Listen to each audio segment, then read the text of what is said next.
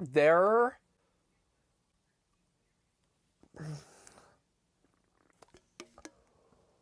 Hello everyone in this YouTube world. Today we are going to be talking about one of my favorite horror franchises, and that is Scream. I'm going to be ranking all 5 films as well as all 3 seasons of the Scream TV series. I'll be ranking them in several different categories. I think that each and every entry has something new and unique to bring to the table. I can't say that there isn't a positive with each entry of the Scream franchise. I am just preparing myself for the pitchforks and the hate comments because I have a feeling my ranking is going to be different than yours. And in last place at number 8, I have Scream Resurrection, aka season 3 of the Scream TV series. This season had a very interesting premise. I felt like the opening scene was really well done. It really upped the stakes of the season. But my issue is that it feels like we crammed the Scream title onto something that shouldn't have been related with the franchise in itself. I will say the cast is great. Keke Palmer steals every scene she's in. I think she is probably one of my favorite additions to the franchise. I think her character was just really fresh and original, and I love that about it. That's one thing I will say about season 3 is it felt very fresh. However, the more I got into the season, the more I felt myself getting really tired. It wasn't hitting beats that I thought it was going, and I felt like there would have been better ways for the payoff of it. And also, the Ghostface reveal is comical in my honest opinion. I just thought it was a very lackluster of a reveal. I felt like the ending was just kind of meh. I felt like with such an interesting premise, you could have really stuck the landing, but this unfortunately just was a long drag. Even though this season was significantly shorter than the other seasons, I still felt myself a little bit bored watching it. I think that this would have been a great concept as a standalone series. It's the fact that it's the 3rd season of this television series and it has nothing to do with the first 2 seasons. I will build up on this complaint later on in the video. I remember watching, because I watch each episode every week. I was kind of worried that season 2 was going to be the end of the series, and then I found out that Scream season 3 was greenlit. And then I found out that it was not going to follow the same storyline. But we got Roger L. Jackson back as the voice of Ghostface. We have the classic original mask back. I thought that was great. But whenever you have a lackluster Ghostface reveal, and also just kind of a season that I felt like Scream had nothing to do with it. I felt like this season would have been a much better adaptation of a remake of I Know What You Did Last Summer, because you literally have the idea of the Hook Man. You could have easily altered that into the Fisherman. I felt like this would have been a lot better of a TV adaptation with that franchise than the Scream franchise. So unfortunately, I'm going to have to put Scream Resurrection in the I'm bored slot. It started off really strong, and I was really excited to see where this cast would take the Scream mythology. Unfortunately, this is where the Scream series ends. So at number 7, I have Scream Season 1. There were a lot of things that I liked about this season, but I felt like the cast was still trying to get their feet on the ground with the Scream mythology. The characters were still getting built up. I don't know how strong the acting was. I wasn't that big of a fan of Emma as a lead character, and I really wish that there was more that we could have done with her character in this first season. I think it really plays on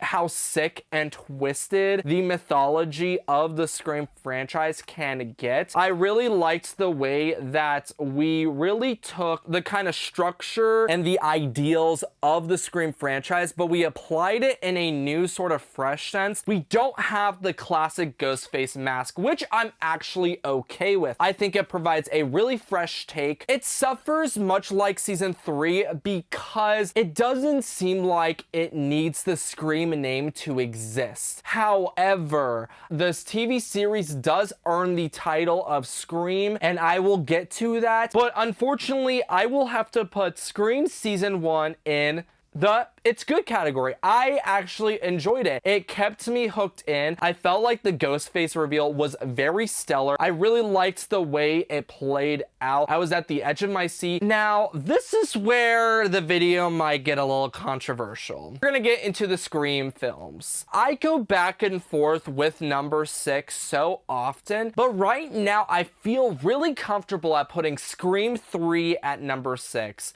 I feel like the ending of the original trilogy was just kind of mediocre. It became kind of a parody of itself. Sidney isn't in the movie that often. You kind of really feel a lot of space. There are still some positives. I think the sequence of Sidney going around the movie set of Stab 3 and having that really intense chase with Ghostface was really stellar. It's probably the main reason why I still watch Scream 3. Oh my god, someone needed to get Courtney Cox a better hairstyle. Like, there's no way that no one behind the scenes looked at Courtney Cox's bangs and were like, that's a serve. What is that? Like, what is that? I can't really judge because I literally looked like a squirrel, still do. And here's my issue. The Ghostface reveal was horrible. I felt like there was so much buildup in this movie. We went back on the plot of Sidney's mother so heavily in this third film that I felt like there should have been a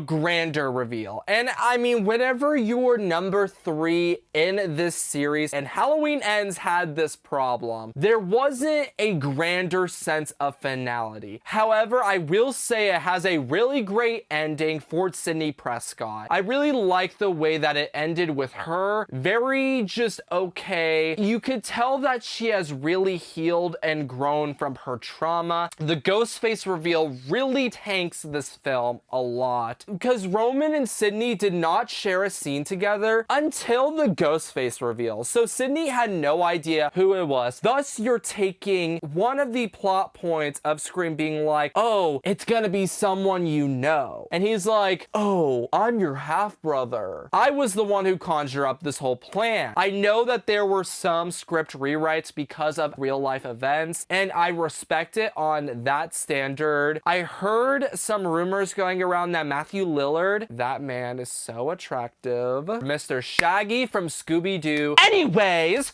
I felt like they still could have made Stu an interesting character in Scream 3. Now knowing that it's not the final act of a trilogy, it is just another sequel, it's still pretty decent and it's still enjoyable for all its flaws. My next pick for my number 5 spot will have to be Scream 2022, because they did not put a number next to that title. I have a lot of things that I love about Scream 5, but I have a lot of things that just make me go, And this is no diss to the actors in the film, but I felt like there were moments where the acting fell flat. I don't really like the aspect of the plot that the main character, Sam Carpenter, sees visions of her dead father, Billy Loomis. I felt like that was kind of a cheap way of bringing in a new set of characters. Oh, it's all related to the legacy characters. But then you have to put in Scream 4, some of these characters would be children. We have the original trio of Dewey, Gale, and Sidney. Now, the fifth entry does focus heavily on Dewey's character. I think that is a strength of the movie. I really feel like Dewey being a very central part of this new group, I feel like this really threads it really well along with the other films. That puts it higher above Scream 3 in the fact that it it respects so much of the original movies. It's not afraid of taking risks in itself. I feel like Jenna Ortega steals the show in this movie. I'm really sad that they Laurie Strode her, and I just hope that Scream 6 puts Jenna Ortega more at the forefront, because oh my goodness, Jenna Ortega is making a name for herself, and I feel like she makes her mark on this series. Melissa Barrera, I have a lot of respect for her and her character. There could have been a more creative way of bringing these new characters into the franchise without making them related to the original films. I will say that the kill of Judy Hicks really bothered me, because I felt like a more interesting route would have been to leave Judy alive. Let's make Judy Hicks essentially the Dewey Riley role in Scream 1. Have her set at this party at Stu's old house in the final act. And I feel like having her maybe coming in to save the day for maybe characters like Mindy or Chad or whatnot, just being somewhere to where she saves someone and then she dies. I feel like that would have been much better of a payoff rather than just killing her out in the middle of the street in daylight. I also kind of have an issue with the Ghostface reveals, because it's again the boyfriend of the lead character, and then a character that we've rarely seen throughout the entire film. I think Amber maybe had like 6 or 7 lines before the Ghostface reveal. I like the fact that it's not related to Maureen Prescott on why they started the killings, because it kind of goes on the commentary of requels, but the requel culture was really fresh to the point where I felt like there were things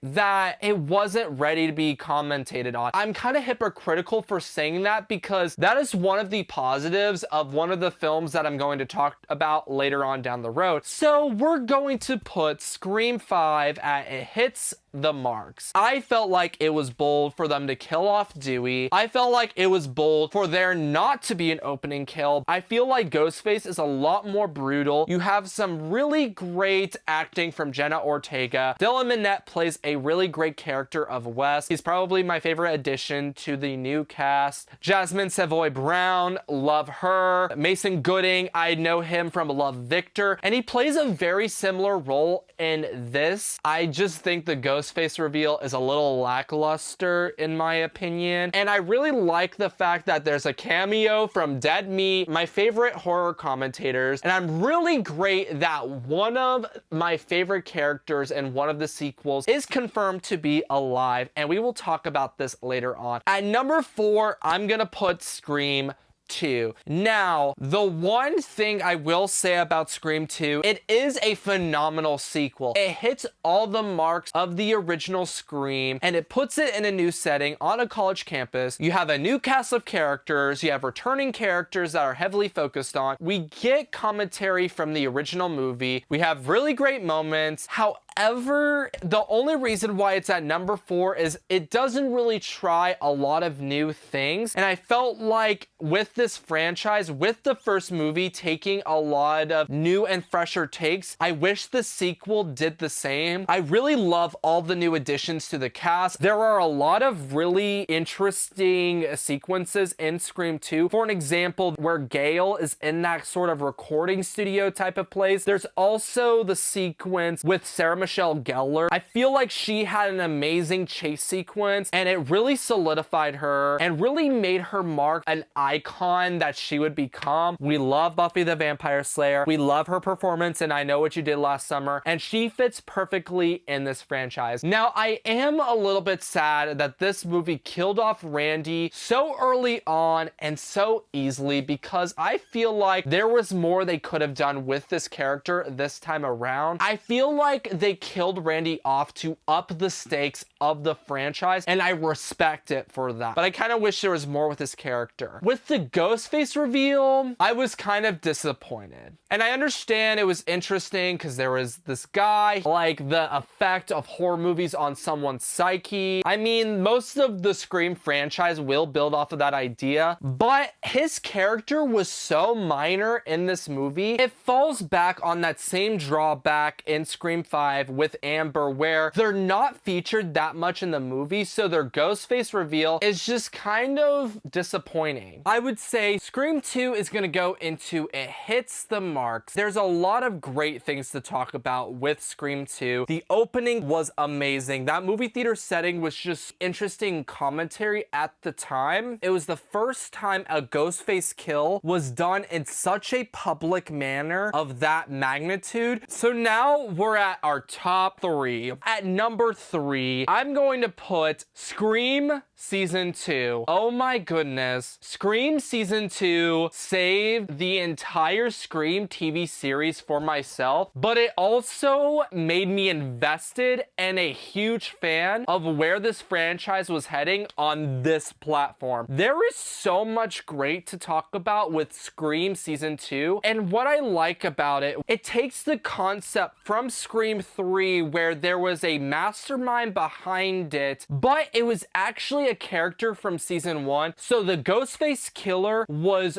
really interesting for me because I was not expecting it. I know it was the boyfriend character, but I think his name was Kieran, if I'm remembering correctly. It seemed like he had lost a lot in his life and he was just trying to pick up his feet. But then you flip the script that he was only the Ghostface in the season, but he also participated in the first season. And I really like the fact that one of the killers got away. One of the killers wasn't revealed. I really wish that the original Scream trilogy touched base on that plot point, but I felt like the series did it in a way that made it so fresh. I also felt like Season 2, it really honed in on that ensemble trope that was there in the first movie. I think that the supporting characters of the Scream TV series carry the show. I feel like Brooke is a very interesting and well-developed character. My eyes were peeled to the screen with any scene she was in. I felt like her character was one of my favorites. However, I will say my favorite character of the whole series, Zoe, was featured in Season 2. Her death was so heart-wrenching for me to watch. I remember watching that episode that week and I was just like, there's no way they're gonna kill her off. She is such a genuinely amazing character and you really felt for her and you thought that she was going to be one of the new final girls. I feel like the Scream TV series is like a fun ride with the mythology of the Scream franchise. You'll get a taste of a lot of different things, but you'll also get a taste of new and fresh ideas. I like the kind of investigation route that they go with the TV show. I felt like the first 2 seasons were really great, and I can't talk about Season 2 without mentioning the phenomenal final 2 episodes of the season. They are these 2 Halloween specials entitled Halloween and Halloween 2, and if you love slasher films, if you love Friday the 13th, if you love any sort of horror film from the 80s, watch these 2 episodes of the TV series. They're kind of standalone, but it set up a really interesting storyline that I was really invested in, and I really wanted to see where we were going to see these characters moving forward. There are some redundant things in the special. I really love the concept of them all kind of being stuck on this island. It's a new sort of fresh take, and we haven't really seen this done with the Scream franchise, and I really love that they took it there. We had a really great setup for a Season 3 that really strung along the plot thread that was shown throughout the entire series. So now you understand my disappointment whenever I found out that Scream Season 3 was going to be a completely new story with completely new characters, and it has nothing to do with the first 2 seasons. And I felt like the cast was a lot more comfortable in their shoes this season. They really got a grasp of who their characters were, and the audience really knew these characters. They weren't playing on the archetypes from the Scream franchise. They were their own unique dynamic characters. Santiago, Lord Jesus, take the wheel. Scream Season 2, I would argue, is an underrated classic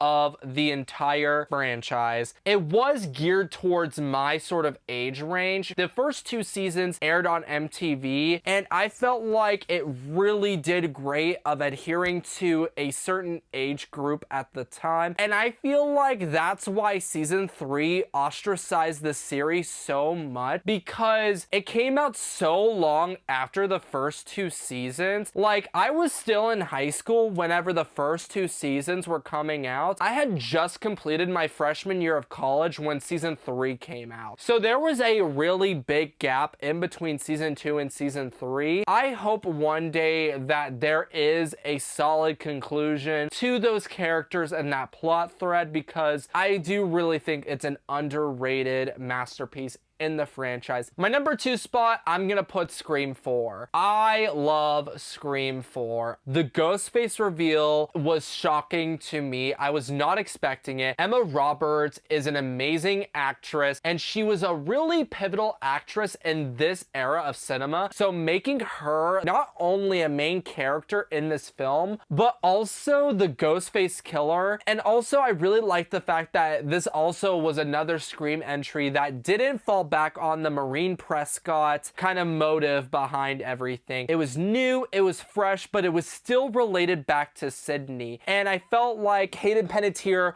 brought her A game with Kirby Reed. She was a really great final girl. However, the other cast members weren't as memorable. And you know, I go back and forth whether I like the look of Scream 4, because I will argue to say that horror remakes at the time had some sort of filter on their films to make them stand out or differentiate them from their original counterparts. I mean, we can see it with the Texas Chainsaw Massacre remake. There's an interesting color grade. The Rob Zombie Halloween remake is very orange and yellow in its color tones. The actual look of the film is okay. However, because it's a continuation from the original trilogy, I just wish it looked like them. I really wish we could have seen where Wes Craven saw this new trilogy of films. I don't think any other Ghostface killer in the franchise shocked me as much as Scream 4 with Jill Roberts. I can defend Scream 4 all day, but we're gonna solidify Scream 4 in the classic tier. And now at number 1. Number 1, we have the original Scream. I just watched this movie the other night. I don't think people talk about how timeless this movie is. The original movie still scares me. That opening sequence with Drew Barrymore is ingrained in my brain because of how just you really feel for these characters. I know for me personally, I felt a lot of weight with Casey Becker's death. The more I watch the original Scream, the more it's completely obvious that Billy Loomis and Stu Macher are the killers. So much horror mastermind happening in this film that it makes me want to come back and rewatch it. It's really commentating on the whole entire genre, and it's being very self-referential, and it's playing on those beats, but it's also bringing it in a realistic sort of society scenario to where it makes me feel weird watching it. I felt extremely uncomfortable watching it, and I don't know if that's a good or bad thing. I feel like there's a lot of great film work happening in this film. You really get that great ensemble feel because you have the plot line of Detective Dewey trying to figure out, you know, who's the Ghostface killer. You have Sydney kind of just processing everything. So Scream really classifies it as a true classic, not only in this franchise, but in film cinema in general. And you know what? I'm actually really satisfied with this ranking. I know it's probably not what other people's rankings are like with this franchise. I would love to know your ranking in the comments down below. I will say Wes Craven is a horror mastermind. I mean, he began the Nightmare on Elm Street franchise with Freddy Krueger. And I really want to mention the film Wes Craven's New Nightmare. Scream definitely does take a lot of its beats from this movie. So if you guys love the Scream franchise, I would highly recommend giving that a chance. It doesn't follow any of the original plot line of that franchise. Bringing Heather Langenkamp back for that film was really smart, and putting her in this new sort of role, so you're not retconning the plot lines that were in the franchise. You're creating a new and fresh idea that did eventually translate into Scream. Well, thank you guys so